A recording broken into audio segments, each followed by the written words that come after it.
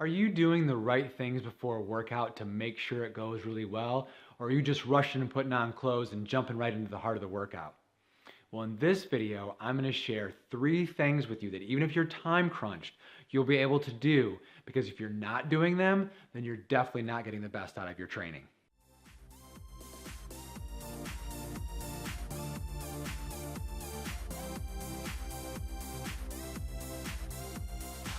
Hey, it's Coach Eric here, and this channel is all about off-road triathlon training and racing tips.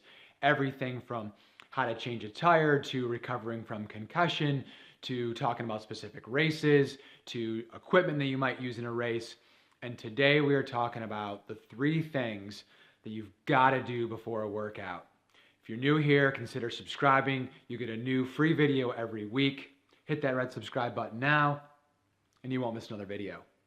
Number 1 is you've got to warm up.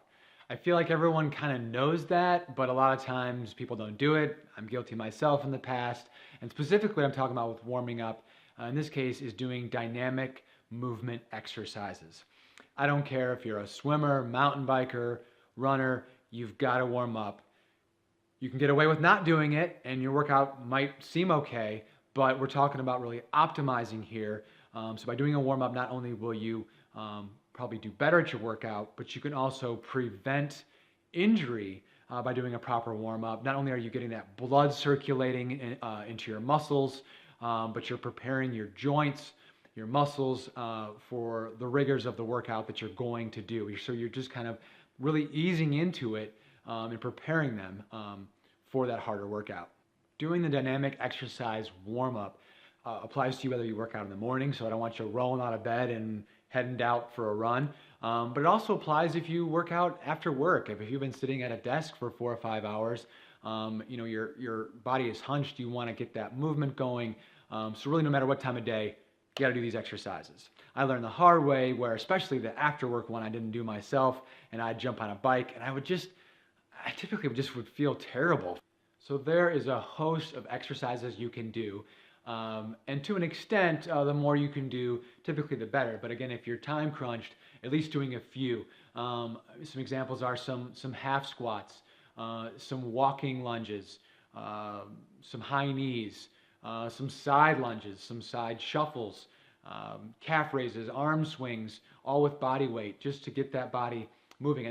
And ideally, you want to do some of these movements with a band like this, where you put this around your legs, around the knee area, and so it's getting that pressure, so you're starting to activate those lateral muscles. And so, for example, when you do a squat, not only are you using all the muscles of a typical squat, but using the lateral muscles that you typically wouldn't use. So you're getting those muscles activated and firing that normally perhaps wouldn't fire when you're on the bike or the run. Those lateral movements that many of us neglect, that I neglected for a long time, and finally ended up with overuse injuries because the neglect of those lateral muscles. And in addition, walking uphill backwards before a workout gets the glutes firing especially. So all these things are getting the blood to those muscles, warming them up, activating them. I usually spend 5, 10, maybe 15 minutes max doing these. But again, if you just do a couple, 2-3 minutes, it's still going to be a benefit. It's not doing anything at all. And since I've been doing this over the last couple of years, I feel better on my workouts. I've raced better, and I've honestly been less injured, which is really the best part of all. Put a comment below as to which dynamic exercise has been the best that's really helped you. The number 2 thing that you must do before a workout is pay attention to your hydration.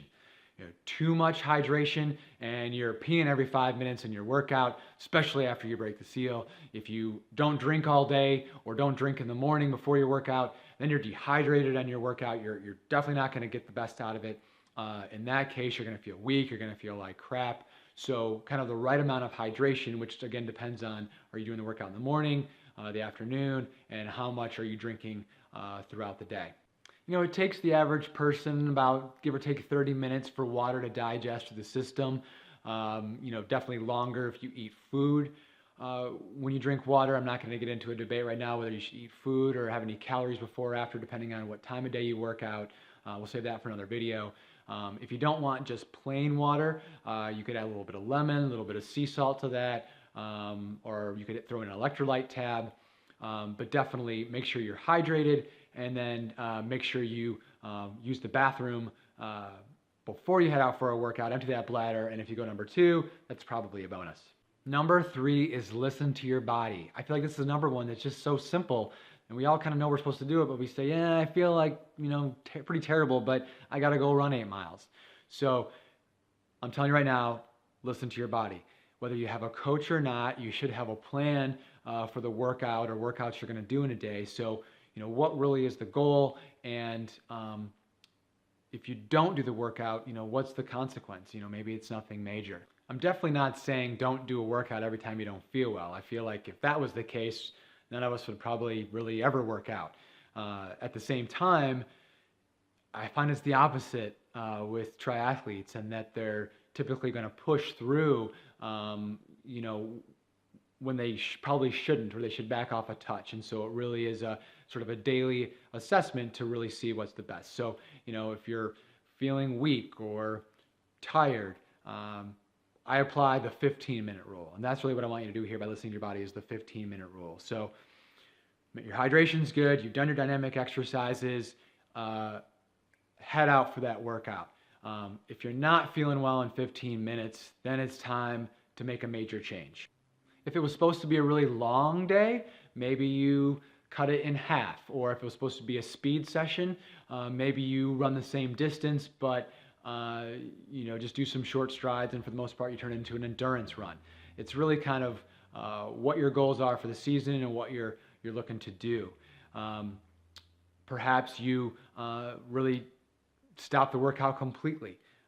Sometimes those are the best, but certainly modifying it, not thinking you have to stick to exactly the same thing what you're supposed to do if your body is just really not up for it. And you know your body best, and so you'll probably know what to do or have an idea, but there's been many times where I just didn't feel like working out, and 5-10 minutes in, I'm like, oh, I actually don't feel too bad. And I started to actually feel progressively better through the workout. And then by the end, I was so glad that I did it. So either way, just apply the 15-minute rule. And this will really also get you more, mentally, in tune with how you feel physically as well. The bottom line is, I don't want you just to stick to your workout because that's what the training plan says. It's so many factors in terms of how much sleep you've been getting, how much life stress you've had, how's your nutrition been lately. And so there's so many factors. Just be aware of your body, how you feel, and you'll start to learn when to push and when to back off. I hope this video is helpful for you. I know if you do the 3 things we talked about, dynamic exercise warm-up, proper hydration, and listening to your body, you will optimize your workouts and you'll be better not only in training, but it'll lead to faster racing as well. Put a comment below right now and tell me what the best thing that's helped you as far as a pre-workout activity. New video next week. And until then, I will see you on the trails.